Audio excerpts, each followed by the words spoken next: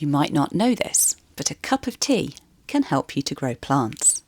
And I'm going to show you 3 simple ways I turn a cup of tea into useful supplies for growing plants from seeds. First, the tea bags. After I've made the tea, I do not throw the tea bag away. I give it a squeeze and then dry it out, leaving it on a saucer on a windowsill in the sun. When they're dry, I snip open the top and tip the leaves into the compost. It's only a small contribution to the compost, but that will add up over time. And now the really clever part. I reuse the empty tea bags as tiny seed pots, and they're surprisingly effective. I pop a little compost in, tuck in a seed, and wait for it to sprout. When the seedlings are ready, you can plant the whole thing straight into the soil or into a bigger pot.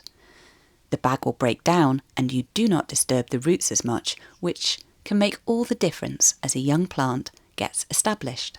To help keep them from falling over, I use a simple tray made from the milk carton. I give it a rinse, cut off the bottom and make a simple drip tray. Just a shallow base is enough to catch any water for these larger pots. With the rest of the milk carton, I make plant labels.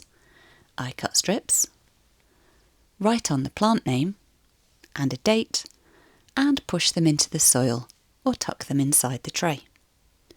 It's simple, but it works, and it means you don't have to buy extras when you've already got something perfectly usable at home. So that's a few small ways in which a cup of tea helps me in the garden.